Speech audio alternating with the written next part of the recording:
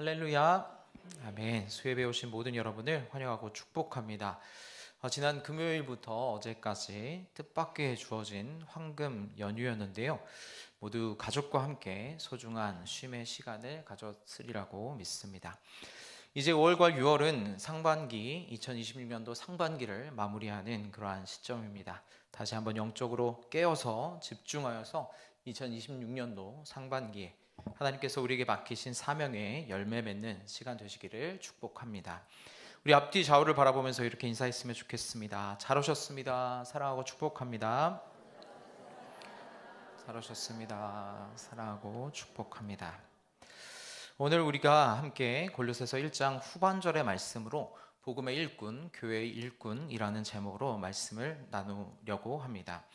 바울은 골로새서 1장 전반부에서 그리스도가 보이지 않는 하나님의 형상이다, 또 천지의 만물의 창조주시며 교회의 머리가 되시고 천지와 만물의 으뜸이다 라고 말하였습니다. 바울은 먼저 골로새 교인들을 향해서 예수 그리스도가 어떤 분이신지, 또 예수 그리스도의 탁월함이 얼마나 위대한지를 가르친 이후에 예수를 섬기는 자신이 이 예수를 섬기는 자신이 어떠한 사람인지를 고백하고 있습니다. 우리 23절의 말씀을 함께 읽겠습니다. 시작. 만일 너희가 믿음에 거하고 터 위에 굳게 서서 너희 들은 바 복음의 소망에서 흔들리지 아니하면 그리하리라. 이 복음은 천하 만민에게 전파된 바요, 나 바울은 이 복음의 일꾼이 되었노라. 아멘. 바울은 먼저 자신이 이 복음의 일꾼이 되었다고 말합니다. 25절 상반절에서는 자신이 교회의 일꾼이 되었다라고도 말합니다. 오늘 말씀에서 바울 사도는 자신을 복음의 일꾼이고 또 교회의 일꾼이라고 소개합니다. 바울이 고백하는 이와 같은 자기 정체성은 단순히 바울이 사도이기 때문에 또는 목회자이기 때문에 부여된 것만은 아닙니다. 오늘 말씀은 분명히 말합니다. 너희가 믿음에 거하고 터 위에 굳게 서서 너희 들은 바 복음의 소망에서 흔들리지 아니하면, 예수 그리스도를 이처럼 구주로 고백하고 그 복음의 소망이 흔들리지 않는 모든 자들을 바울은 자신과 같이 복음의 일꾼이고 또 교회의 일꾼이라는 정체성을 가지고 살아가야 한다라고 말씀하시는 줄로 믿습니다. 요즘 우리 교회 주일 3부 예배에는 많은 분들이 방문자로 오셔서 예배를 드리곤 하십니다. 그 방문자들을 안내하다 보면 이사를 오셔서 또 자신과 가족, 자녀들이 신앙생활을 잘 할 수 있는 좋은 교회를 찾는 분들을 많이 뵐 수 있습니다. 아마 여러분들도 우리 교회에 처음 등록하셨던 때를 기억해 보신다면 가장 먼저는 나에게 맞고 또 내가 은혜를 받을 수 있고 또 우리 가족의 신앙생활을 잘 할 수 있는 그런 교회를 찾게 될 것입니다. 이처럼 우리는 어떤 교회를 결정하고 또 찾을 때에는 나를 중심에 두고 생각할 때가 많이 있습니다. 내가 은혜 받을 수 있는, 또 내 가족이 잘 신앙생활을 할 수 있는. 그러나 그렇게 교회를 정하고 하나님께서 나를 이 교회로 부르셨음을 믿고 등록을 결정하였다면, 내가 한 교회의 교인이 되기로 결정하였다면, 이제는 교회와의 관계에서 나의 정체성을 다시 정립해야만 합니다. 이제는 교회와 관련해서 더 이상 어떤 관찰자의 시점이나 또는 내가 부여받는 은혜에 대한 시점만을 갖기보다는 이렇게 자기 정체성을 고백할 수 있어야 합니다. 나는 이제 이 교회의 일꾼입니다. 나는 이제 이 교회를 섬기고 이 교회를 위하여 수고하고 땀 흘리는 성도입니다. 이러한 마음을 가져야 할 줄로 믿습니다. 우리가 교회를 다니면서 언제까지나 외부인의 관점에서 교회를 판단하고 또는 평가하는 자리에 머물러서는 절대로 우리의 신앙이 건강한 마음으로 성장할 수가 없게 됩니다.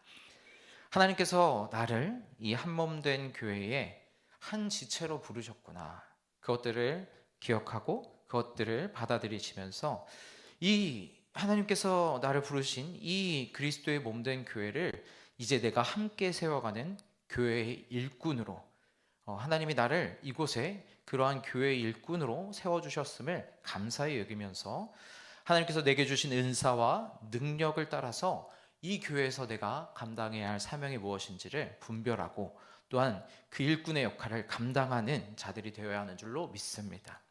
건강한 교회 공동체는 이처럼 몸을 구성하는 모든 지체가 자신을 교회를 위한 일꾼으로 받아들이면서 각자에게 맡겨진 자리에서 자기의 역할을 잘 감당할 때 교회다운 교회, 하나님이 기뻐하시는 교회로 세워지게 되는 줄로 믿습니다. 사랑하는 여러분, 그러므로 우리 사역자실에서 여러분께 가끔 무언가 이렇게 사역을 부탁드리고 또 권면드리기 위해 전화를 드릴 때가 있는데, 그럴 때에 주님께서 또 나에게 이런 귀한 역할을 맡겨주시는구나. 주님께서 오늘 또 나를 교회 일꾼으로 귀히 사용해 주시는구나. 그러한 마음으로, 하나님의 부르심에 순종하는 마음으로 감당하는 여러분 되시기를 예수님의 이름으로 축원합니다. 바울 사도의 고백과 같이 나는 복음의 일꾼이야, 나는 교회의 일꾼이야, 이러한 마음으로 성도의 정체성을 바로 세우시고 이에 순종하며 나아가는 성도님들 되시기를 예수님의 이름으로 축원합니다. 자신을 복음과 교회의 일꾼으로 소개한 바울은 이제 복음과 교회의 일꾼이 살아내야 하는 실제적인 삶의 모습들을 설명합니다. 24절의 말씀 우리 함께 읽겠습니다. 나는 이제 너희를 위하여 받는 괴로움을 기뻐하고 그리스도의 남은 고난을 그의 몸된 교회를 위하여 내 육체에 채우노라. 아멘. 바울은 자신을 복음의 일꾼이고 또 교회의 일꾼이라고 소개하면서 너희를 위하여 받는 괴로움을 기뻐하고 그리스도의 남은 고난을 내 육체에 채운다라고 말합니다. 사실 골로새 교회는 바울이 직접 복음을 전해서 세운 교회는 아니었습니다.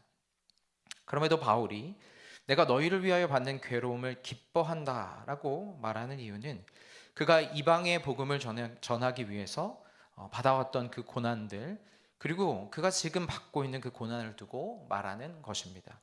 골로새서를 쓰는 당시 바울은 옥중에 갇혀 있었습니다. 골로새서 4장 3절 말씀을 보면 또한 우리를 위하여 기도하되 하나님이 전도할 문을 우리에게 열어주사 그리스도의 비밀을 말하게 하시기를 구하라. 내가 이 일 때문에 매임을 당하였노라. 바울은 지금 복음을 전한다는 이유로 옥에 갇혀있는 자신의 상황을 내가 이 일 때문에 매임을 당하였다라고 말하면서 고백하고 있습니다. 이외에도 바울은 복음의 일꾼이 되어 살아가면서 매를 맞아야 하는 상황도, 또 선교 여행을 하면서 여러 강도의 위험과 바다의 위험을 당하는 상황도, 또 이방인으로부터 당하는 고난과 동족들로부터 당하는 위험도 당해야 했습니다. 물론 교회를 섬길 때 우리가 시련만 있는 것은 아닙니다. 가장 먼저는 우리에게 기쁨과 보람이 있습니다. 사도행전 2장 46절부터 47절 말씀을 보면 초대교회 성도들의 기쁨을 이렇게 말합니다. 우리 2장 46절부터 47절의 말씀을 함께 읽겠습니다. 시작. 날마다 마음을 같이하여 성전에 모이기를 힘쓰고 집에서 떡을 떼며 기쁨과 순전한 마음으로 음식을 먹고 하나님을 찬미하며 또 온 백성에게 칭송을 받으니 주께서 구원받는 사람을 날마다 더하게 하시니라. 아멘. 초대교회 성도들은 교회에 함께 모여서 예배의 기쁨, 또 구원의 감격과 성도 안의 교제와 나눔의 기쁨을 누렸다. 그래서 구원을 받는 사람들이 날마다 더하여 가는 그러한 기쁨의 공동체였다라고 이 사도행전의 말씀은 기록합니다. 우리 선화목자 교회 또한 그러한 기쁨의 공동체인 줄로 믿습니다. 우리는 가장 먼저 우리 교회를 통해서 이와 같은 하나님이 주시는 놀라운 은혜와 기쁨과 서로를 향한 위로와 축복을 경험하는 그렇게 많은 유익을 누리는 교회인 줄로 믿습니다. 그러나 그것만이 전부는 아닙니다. 성도가 하나님의 부르심을 충성스럽게 따르고 또 교회를 위한 좋은 일꾼으로 살아가다 보면 괴로움과 고난을 감당해야 할 때가 있음도 분명한 사실입니다. 제가 대학 시절에 교회에서는 청년부 회장으로 섬기고 또 여러 임원들로 섬기고 대학교 선교단체에서도 총무회장 또 제자훈련 리더로 섬기면서 정말 열심히 주님의 일들을 감당했습니다. 토요일과 주일에는 교회에서 살다시피 했고 또 월요일에는 선교단체 리더 모임을 하고 화요일에는 소그룹 모임을 하고 목요일에는 선교단체에서 함께 예배를 드리고 또 금요일에는 다시 교회에 와서 금요 철야 찬양팀으로 섬겼습니다. 이렇게 살다 보니까 성적이 그렇게 좋지는 않았습니다. 어떤 이들은 저를 보면서 국제통상학과가 아니라, 제가 이제 전공이 국제통상학과였는데 국제통상학과가 전공이 아니라 교회가 전공이다. 너가 섬기는 그 선교단체가 너의 전공학과다라고 그렇게 놀리듯 말하기도 하였습니다. 당시에는 교회를 다니지 않으셨던 부모님께서도 제 모습을 보면서 이렇게 잘 이해를 못하셨습니다. 그래서 너가 정신이 있냐? 교회도 적당히 다녀야 되는 거 아니냐? 라면서 많은 꾸지람을 당하기도 하였습니다. 하지만 그렇게 꾸지람을 받으면서도 교회를 위한 또 공동체의 영혼들을 섬기기 위한 저의 헌신을 멈출 수는 없었습니다. 내게 주신 하나님의 은혜가 너무나도 컸고 또 주님께서 나를 복음의 일꾼으로 또 교회의 일꾼으로 세워주셨다는 것을 너무나도 강력하게 제가 그 소명의식을 받고 느끼고 있었기 때문에 그 일들을 감당하고 내가 그 수고를 감당하고 헌신하는 것이 제 삶에 있어서는 최우선의 순위였고 누가 뭐라든 그것이 저를 막을 수 없었습니다. 사랑하는 여러분, 여러분께서도 혹시 교회를 섬김으로 인해서 가정에서 또는 직장에서 왜 그렇게까지 하냐, 정신 나간 거 아니냐, 적당히 믿어라 라는 말을 듣고 계신다면 여러분은 이렇게 생각하시면 됩니다. 내가 지금 부르신 소명에 충실하게 살아가고 있구나. 내가 지금 믿음 생활 잘 하고 있구나. 그러한 마음으로 담대하게 나아가는 여러분 되시기를 축복합니다. 여러분에게 주어진 이 고난을, 여러분에게 주어진 그러한 비난들을 담대히 마주하십시오. 부르신 소명에 충실한 자에게는 반드시 고난이 따르게 됩니다. 예수님께서 보이신 그 고난의 길을 기뻐하며 그 고난을 담대히 마주하며 나아가는 모든 성도님들 되시기를 예수 그리스도의 이름으로 축원합니다. 성도가 복음과 교회 일꾼이 되어 살아갈 때 겪는 괴로움과 고난은 이처럼 교회 밖에서만 당하는 것은 아닙니다. 우리는 때때로 교회 안에서도 괴로움과 고난을 마주할 때가 있습니다. 하나님을 믿는 성도들조차도 미성숙하고 불안한 전한 사람들이 있기 때문에 우리는 때때로 교회 안에서조차도 괴로움과 고난을 감당할 각오를 하고 있어야 합니다. 사실 저 자신도 작년 이제 하반기부터 갑작스럽게 행정 업무를 맡게 되고 또 여러 일들을 처리하다 보니까 성도님들을 대할 때 제가 너무 사무적으로 또는 딱딱하게 대해서 혹시라도 상처를 받으신 분들이 있다면 이 자리를 빌어서 사과의 말씀을 드립니다. 하지만 저에게 상처를 받으셨다 하더라도 목사님께서 어떻게 그러실 수 있어요? 그러면서 삐지시면 안 돼요. 그러면서 막 이렇게 시험 들었다 그러시면 안 됩니다. 그러시면서 섬김의 자리를 떠나시면 안 됩니다. 그럼에도 불구하고 교회를 섬기셔야 합니다. 저처럼 사과라도 하면 좋은데 제일 어려운 사람들은 어떤 사람이에요? 도무지 자기가 잘못되었다는 것들을 모르는 그런 아나무인의 사람들을 우리가 만날 때도 있습니다. 구원받은 죄인들이 모여있는 공동체이기 때문에 우리를 실망시키고 또 우리의 마음을 아프게 하는 그런 사람들을 만날 때가 있습니다. 또 그들의 말이 또는 그들의 행동이 우리에게 상처가 될 때도 있습니다. 이런 생각이 들죠. 내가 이런 대우까지 받으면서 내가 이런 말까지 들으면서 이 봉사를 감당해야 하나 의문이 들 때도 있을 것입니다.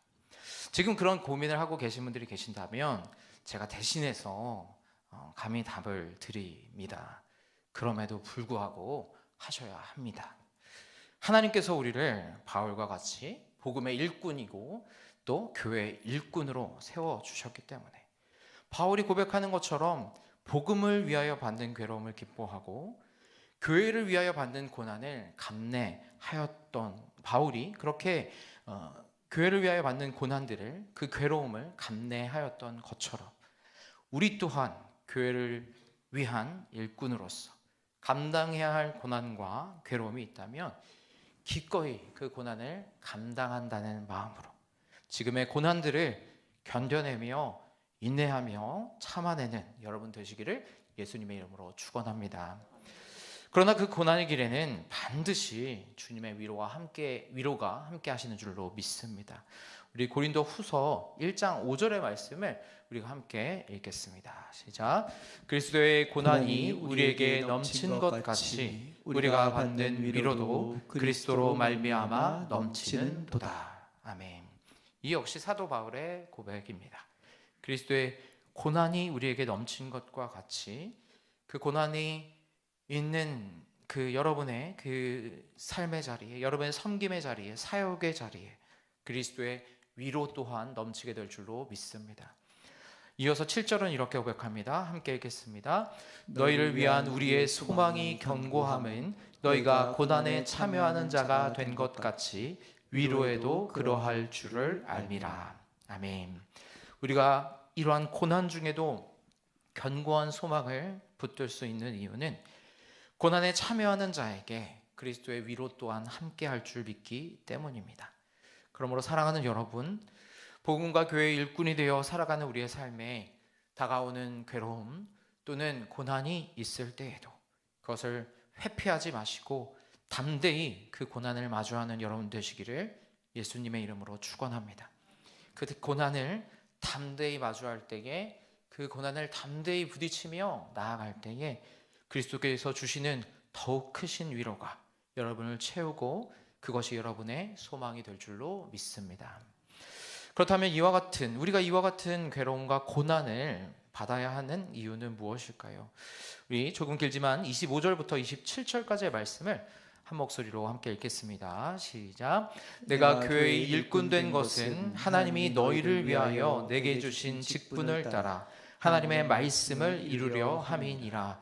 이 비밀은 만세와 만대로부터 감추어졌던 것인데 이제는 그의 성도들에게 나타났고 하나님이 그들로 하여금 이 비밀의 영광이 이방인 가운데 얼마나 풍성한지를 알게 하려 하심이라.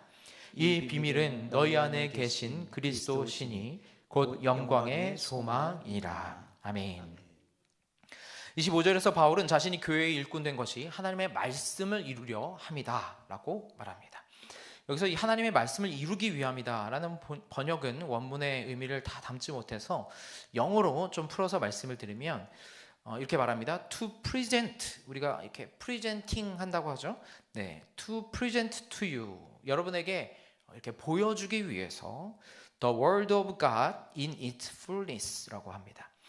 하나님의 말씀이 담고 있는 in its fullness, 그 풍성함, 그 충만함, 그 완전함을 여러분들에게 보여주기 위해서, 알리기 위해서 나를 하나님의 일꾼으로 삼으셨다라고 말하는 것입니다. 하나님의 말씀이 담고 있는 풍성함과 충만함, 완전함을 알려야 하는 이유가 무엇입니까? 26절의 말씀입니다. 이 비밀이 만세와 만대로부터 감추어져 있던 것이기 때문에, 오랫동안 감추어졌던 것이기 때문에 그것들을 내가 보여 알려주어야 된다라고 말하는 것입니다.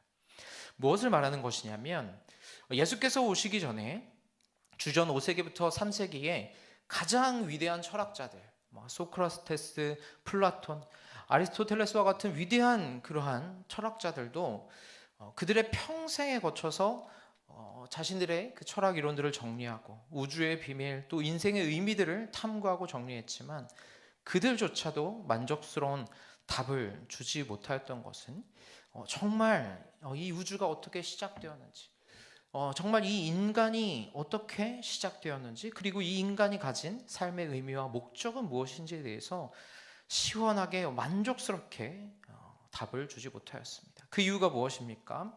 그것이 하나님 안에 감추어져 있었기 때문입니다. 그러나 예수께서 이 땅에 오심을 통하여서 그것들이 드러나기 시작합니다. 마태복음 13장 16절과 17절에서 예수께서는 자신의 가르침을 도무지 이해하지 못하는 무리들을 향해 이렇게 말씀하십니다. 우리 16절과 17절의 말씀 함께 읽겠습니다. 시작. 그러나 너희 눈은 봄으로 너희 귀는 들음으로 복이 있도다. 내가 진실로 너희에게 이르노니 많은 선지자와 의인이 너희가 보는 것들을 보고자 하여도 보지 못하였고 너희가 듣는 것들을 듣고자 하여도 듣지 못하였느니라. 아멘. 아무리 보고 싶어도 볼 수 없던 시대가 있었다는 것입니다. 그런데 이제 예수님께서 오신 이 시대에 너희는 이 감추었던 것들이 드러나고 열려졌기 때문에 눈으로 보고 귀로 들어 깨달을 수 있다. 예수님의 오심을 통해서 이제 그 말씀이 너희 인생의 그 비밀들이 창조의 비밀들이 열려지는 시대가 왔다 말씀하시는 것입니다. 또한 사도 바울은 고린도 전서 2장 9절과 10절에서 이렇게 말합니다. 우리 고린도전서 2장 9절과 10절의 말씀 함께 읽겠습니다. 시작. 기록된 바 하나님이 자기를 사랑하는 자들을 위하여 예비하신 모든 것은 눈으로 보지 못하고 귀로 듣지 못하고 사람의 마음으로 생각하지 못하였다 함과 같으니라.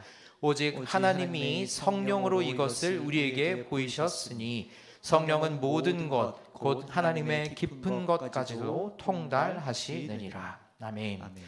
말합니다. 오직 하나님이 성령으로 이것을 우리에게 보이셨으니 성령은 모든 것 하나님의 깊은 것까지도 통달하시느니라.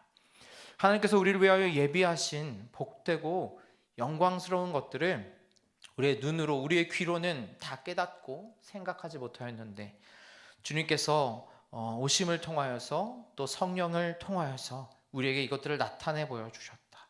그 하나님의 깊은 것까지도 통달하게 해주셨다라고 말씀하시는 것입니다. 이 말씀이 어렵게 느껴지신다면 여러분 자신의 삶을 생각해 보시면 되겠습니다. 저 역시 예수 그리스도를 믿기 전에 가장 괴로웠던 것은 삶의 의미를 찾지 못했던 것입니다. 저기 저 창밖에 있는 난간으로 떨어져 죽는 것과 지금 내가 여기 살아있는 것에 무슨 차이가 있는가? 이 삶에 무슨 의미가 있는가? 어린 나이였음에도 불구하고 그런 고민들을 했습니다. 근데 예수님을 만나고 나자 내 인생을 향한 의문이 하나씩 풀리기 시작했습니다. 내가 우연의 존재가 아니라 하나님의 계획 가운데 창조된 존재임이 깨달아졌습니다. 인생을 살아가는 의미와 목적이 무엇인지가 분명해졌고 그렇기에 제가 지금 이곳에서 여러분과 이렇게 말씀을 나누고 있는 것입니다. 만약 그때 제 삶에 예수님이 찾아와서 내 삶의 의미, 인생의 의미 그러한 부분들을 풀어주지 않으셨다면 아마도 저는 지금쯤 인생의 허무함 가운데 술을 너무 많이 마셔서 병원에 가 있거나 아니면 이 세상 사람이 아니었을지도 모릅니다. 여러분의 삶도 그렇지 않습니까? 예수를 만난 이후에 여러분의 가치관과 세계관에 분명한 변화들이 일어났을 것입니다. 주의 성령께서 그 비밀을 여러분께 열어주시자 비로소 내 삶의 의미가 깨달아지고 하나님께서 나를 이 땅에 부르신 목적이 무엇인지 깨달아지고 내가 어떻게 하면 이 생의 마지막을 준비하며 살아가야 할지 깨닫게 하셨는 줄로 믿습니다. 바울은 지금 이 비밀의 영광이 그리스도를 통해서 주어진 이 비밀의 영광이 풍성하게 드러나는 것 그것이 자신의 교회의 일꾼이 된 이유라고 말하는 것입니다. 우리 27절의 말씀을 한번 다시 읽겠습니다. 시작. 하나님이 그들로 하여금 이 비밀의 영광이 이방인 가운데 얼마나 풍성한지를 알게 하려 하심이라. 이 비밀은 너희 안에 계신 그리스도시니 곧 영광의 소망이니라. 아멘.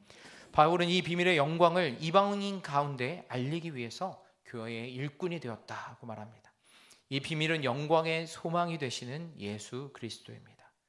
사랑하는 여러분, 교회의 일꾼된 우리도 우리를 통해서 주님께서 하나님 아버지의 그 풍성하신 은혜와 사랑을 그 완전하심을 이 땅 가운데 나타내 보이기 원하신 줄로 믿습니다. 만세와 만대 가운데 감추어졌던 그 비밀이 2000년 전 예수를 통해서 밝히 드러났음에도 여전히 복음의 비밀을 깨닫지 못하는 우리의 주위에 많은 사람들을 위해서 주님께서 우리를 세워주신 줄로 믿습니다. 예수 그리스도께서 우리 안에 밝혀주신 그 영광의 소망을 이제는 다른 이들의 삶 가운데도 빛과 기쁨이 될 수 있도록, 다른 이들의 삶 가운데도 이것이 전달되어질 수 있도록 꾸준히 복음을 전하시고 선한 영향력을 미치는 삶을 살아가는 우리 모든 성도님들 되시기를 예수님의 이름으로 축원합니다.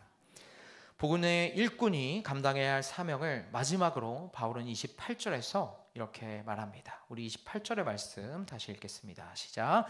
우리가 그를 전파하여 각 사람을 권하고 모든 지혜로 각 사람을 가르침은 각 사람을 그리스도 안에서 완전한 자로 세우려 함이니. 아멘. 복음의 일꾼, 교회의 일꾼이 감당해야 할 마지막 역할은 바로 각 사람을 그리스도 안에서 완전한 자로 세우는 것입니다. 그리스도 안에서 완전한 자로 세워짐이 무엇입니까? 에베소서 4장 13절은 말합니다. 우리가 다 하나님의 아들을 믿는 것과 아는 일에 하나가 되어 온전한 사람을 이루어 그리스도의 장성한 분량이 충만한 데까지 이르리니. 바울은 우리가 예수 그리스도의 장성한 분량이 충만한 데까지 자라기를 원한다라고 말씀합니다. 예수를 믿어 새 사람이 된 우리는 영적 아이로부터 청소년, 청년, 그리고 장년의 그 장성한 믿음의 분량까지 성장해야 한다 말하는 것입니다. 각 사람을 권하고 모든 지혜로 각 사람을 가르쳐서 각 사람을 그리스도 안에서 이처럼 완전한 자로 세워가는 것, 그것이 복음의 일꾼이며 교회의 일꾼이 감당해야 할 사명이라는 것입니다. 그렇다면 믿음이 장성한 사람들의 특징은 무엇일까요? 요동하지 않는 믿음을 가지고 오래 참고 기다리면서 변함없는 신실함을 가지고 살아가는 것입니다. 반면 영적 어린아이의 특징은 무엇이겠습니까? 어린아이의 특징은 잘 속는 것입니다. 처음 보는 아저씨가 맛있는 것을 사주겠다고 하면 그 아저씨의 손을 잡고 따라가는 것, 그것이 어린아이의 특징이겠죠. 이처럼 영적 어린아이인 성도들은 어떠한 모습을 보입니까? 자주 사탄의 꾀임에 넘어갑니다. 사탄이 주는 시험과 세상의 고통, 세상의 염려와 같은 그러한 돌뿌리에 자주 걸려 넘어지는 것이 영적 어린아이들의 특징입니다. 만일 내 입술에서 시험에 들었어요 라는 말이 자주 나오신다면 그분은 아직 어린아이의 신앙에 머물러 있다는 증거입니다. 그렇다면 이런 어린아이의 신앙을 가진 자들이 장성한 믿음의 사람처럼 흔들림 없는 변함없는 믿음을 가진 자로 세워져 가기 위해서는 어떻게 해야 할까요? 모든 지혜로 각 사람을 권하고 각 사람을 가르쳐야 합니다. 말씀을 통해서 사람을 권면하면 그때의 성도가 자라납니다. 여기서 권면이라는 단어는 그냥 격려하고 권하는 정도가 아닙니다. 허물과 악을 드러내어 바로 잡다라고 하는 의미가 이 권면이라는 말에 담겨 있습니다. 각 사람이 신앙적으로 옳지 않은 자리에 있다면 말씀으로써 옳은 자리가 무엇인지를 가르치고 가르쳐서 권하고 가르쳐서 바른 길에 서도록 인도하는 것, 그것이 바로 권면입니다. 이와 같은 권면과 가르침은 지금 저와 같이 목회자가 설교하는 자리에서 또는 제자훈련의 자리에서 또는 신방 전도사님들이 신방을 하는 자리에서도 이루어지지만 성도님들이 함께하는 자리에서도 이 권면과 가르침은 이루어져 가야 합니다. 속정과 부속장이 속회 모임 가운데 말씀을 가르치고 속원들이 말씀을 통하여서 깨달은 것들을 서로 나누며 권면하고 가르치는 것, 그렇게 성도의 모임을 행해가는 것이 바로 아름다운 교회의 모습인 줄로 믿습니다. 성도들은 그렇게 서로를 가르치며 서로를 권면하며 배우며 자라가게 되어 있습니다. 그런데 사도 바울은 이에 더하여서 한 가지를 더 말씀하고 있습니다. 우리 28절 하반절부터 29절의 말씀을 함께 읽겠습니다. 28절 하반절부터 29절까지의 말씀입니다. 각 사람을 그리스도 안에서 완전한 자로 세우려 함이니 이를 위하여 나도 내 속에서 능력으로 역사하시는 이의 역사를 따라 힘을 다하여 수고하노라. 아멘. 바울은 말합니다. 이를 위하여 나도 내 속에서 능력으로 역사하시는 이의 역사를 따라 힘을 다하여 수고한다. 성도가 자라기 위해서는 힘을 다하여 수고하는 자들이 반드시 있어야 합니다. 골로새 성도들이 잘할 수 있도록 바울이 힘을 다하여 수고했기 때문에 그들이 잘할 수 있었던 것입니다. 이처럼 한 교회가 제대로 성장하기 위해서는 다른 사람을 위해서 힘을 다하여 수고하는 그러한 섬김의 사람들이 많이 나와야 하는 줄로 믿습니다. 요즘 한국 교회가 위기라고 말하는 이유는 무엇일까요? 힘을 다하여 수고하는 사람보다 그 수고의 결과를 누리려는 사람들이 더 많기 때문입니다. 저는 다행히 한국 교회의 부흥의 끄트머리라고 할 수 있는 2000년대 초반에 신앙 생활을 하였습니다. 제가 속한 교회와 선교단체 안에서 교회를 위해서 수고하시는 성도님들, 집사님, 권사님들, 공동체를 위해서 수고하는 후배들을 섬기기 위해 수고하는 선교단체의 믿음의 선배들의 모습을 보면서 자랄 수 있었습니다. 이곳에 계신 한국교회의 70년대, 80년대, 90년대를 기억하시는 분들은 다 아실 것입니다. 그때 우리 믿음의 선배들이 보여주었던 아낌없는 헌신과 사랑 가운데서 한국교회가 이처럼 자라고 성장할 수 있었던 것입니다. 그런데 한국교회의 지금의 모습은 어떻습니까? 그때 그 부흥의 자리를 경험했던 분들이 점점 나이가 들어가고 계십니다. 그리고 그 밑에서 앞으로 그 부흥의 바톤을 이어가야 할 30대와 40대 성도들은 더 이상 이러한 수고를 그와 같이는 감당하지 않으려고 합니다. 왜입니까? 이 세대들은 그렇게 선배들이 힘을 다하여 수고하는 모습들을 온전히 보지는 못했기 때문이 아닐까 생각해 봅니다. 그렇다면 지금 우리 교회가 더 온전한 믿음으로 세워지고 자라가기 위해서는 어떻게 해야 하겠습니까? 지금 우리가 서 있는 그 각자의 자리에서 힘을 다하여서 수고하는 사람들이 더 많아져야 할 줄로 믿습니다. 우리 교회 50대와 60대 장로님과 권사님들께서 지금도 너무 잘해주고 계시지만 여러분들께서 수십 년 전에 보았던 그 한국교회 부흥기에 힘을 다해서 수고하신 그 믿음의 선배님들의 모습을 다시금 기억하시면서 조금 더 힘을 내주시기를 부탁드립니다. 여러분의 신앙의 모습과 헌신을 보면서 우리 교회의 30대와 40대의 믿음이 세워져 갈 줄로 믿습니다. 이곳에 계신 우리 30대와 40대 집사님들 또 성도님들께서는 이제는 우리 차례구나 라는 마음을 가져주시기 바랍니다. 그동안 우리 믿음의 선배들의 수고와 헌신을 통해서 우리가 그 은혜를 누려왔음을 기억하시면서 이제는 우리가 더 앞장서서 수고하고 헌신의 자리로 나아가는 여러분들이 되시기를 간절히 기도합니다. 그렇게 살아갈 때 그 삶이 우리에게 손해가 될까요? 결코 아닌 줄로 믿습니다. 오늘 말씀에서 사도 바울은 마지막으로 이렇게 고백합니다. 우리 29절의 말씀 함께 읽겠습니다. 이를 위하여 나도 내 속에서 능력으로 역사하시는 이의 역사를 따라 힘을 다하여 수고하노라. 우리가 힘을 다하여 수고할 때 우리가 경험하는 것이 있습니다. 바로 내 속에서 능력으로 역사하시는 이의 그 능력을 경험할 줄로 믿습니다. 우리가 힘을 다하여 수고하지만 사실 우리의 힘으로는 다 되지 않는 것이 영적 사역입니다.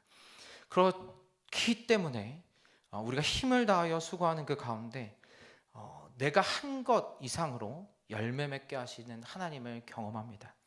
내 힘만으로는 안 되는 일인데 영혼들이 변화되는 것을 보게 됩니다.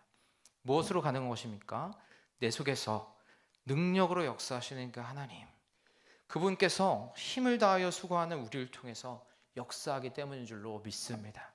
우리가 그렇게 힘을 다하여 수고할 때 그 주님의 능력을, 그 역사를, 은혜를 맛보는 그러한 충만함을 경험하게 될 줄로 믿습니다.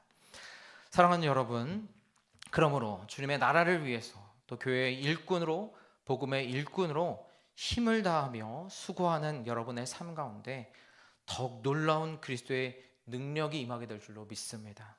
성령께서 말씀을 열어서 여러분을 깨우쳐 주시고 우리의 권면과 가르침을 통해서 각 지체들이 구원받고 영적으로 살아나고 장성한 분량까지 세워지는 것을 보게 하실 줄로 믿습니다. 이처럼 교회를 위한 수고를 감당하며 나아갈 때에 우리 선화목자교회 공동체가 더욱더 풍성한 믿음으로 자라나서 열방을 섬기는 그러한 하나님이 기뻐하시는 공동체로 세워지게 될 줄로 믿습니다. 한 사람도 예외 없이 이 귀하고 복된 복음의 일꾼, 교회의 일꾼이 되는 자리에 참여하는 여러분 되시기를 예수님의 이름으로 축원합니다. 함께 기도하겠습니다.